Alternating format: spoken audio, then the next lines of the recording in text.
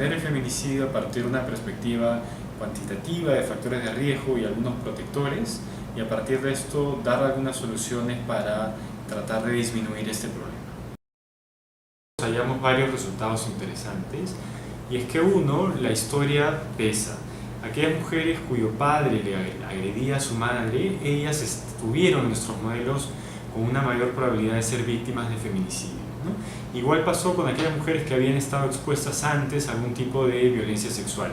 Entonces estos marcadores fueron los factores de riesgo mucho más importantes, y que al ser parte de la historia de la mujer nos permite tener un nivel de efecto causal en los resultados.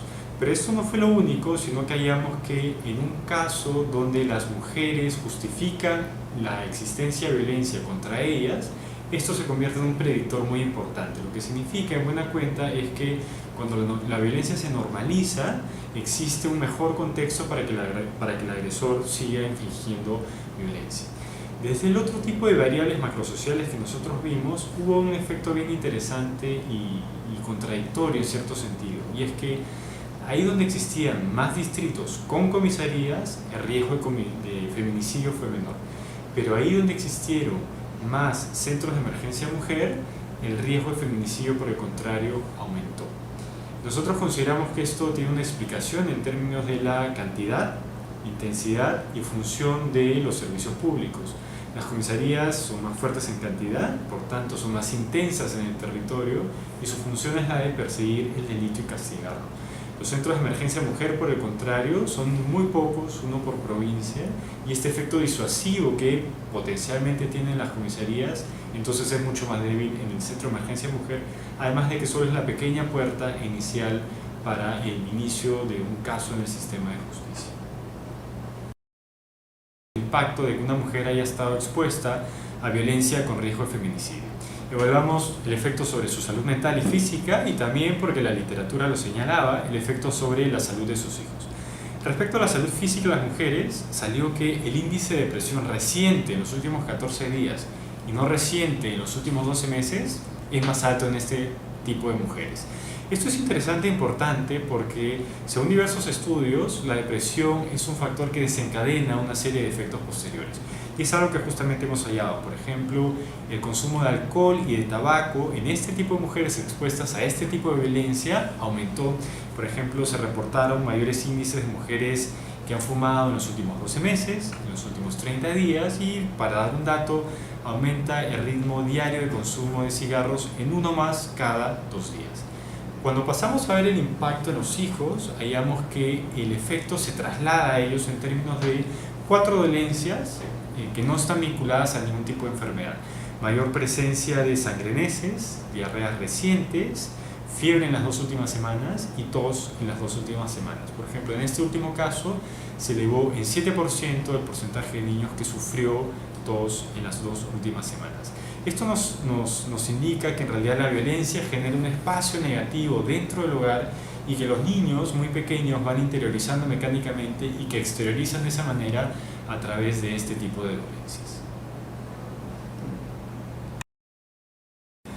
Realmente la conclusión más importante del estudio es que el tema de la violencia no es un tema de la mujer, no es un tema de la pareja, y que tenemos que verlo no solo como salud individual, sino también como un problema de salud pública.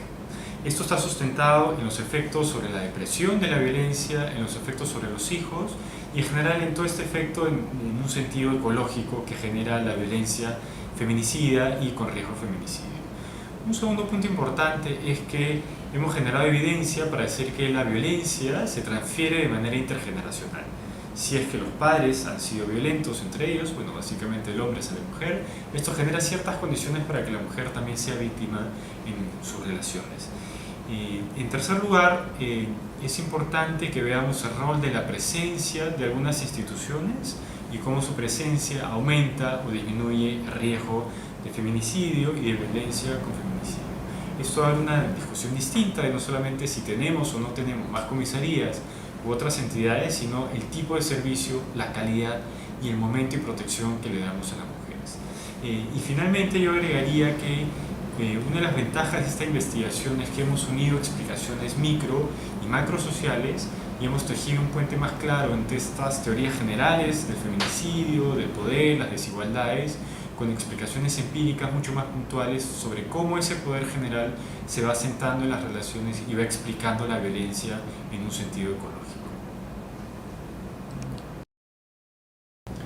En términos de implicancia de política, nuestras recomendaciones apuntan básicamente a tres aspectos, ¿no? Y es que uno, necesitamos contar con mejores cifras sobre tentativas de feminicidio. Las cifras actuales tienen muchos problemas y más bien desorientan ciertas políticas públicas.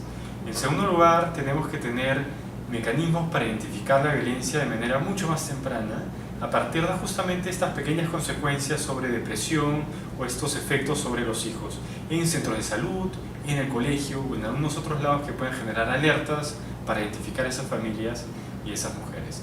Y en tercer lugar, tenemos que tener un enfoque de género mucho más fuerte en escuelas, comisarías, sistema de justicia, etcétera, para poder construir masculinidades sanas, para poder identificar adecuadamente los problemas y entregar servicios de prevención, protección y justicia mucho más adecuados para las mujeres y sus hijos.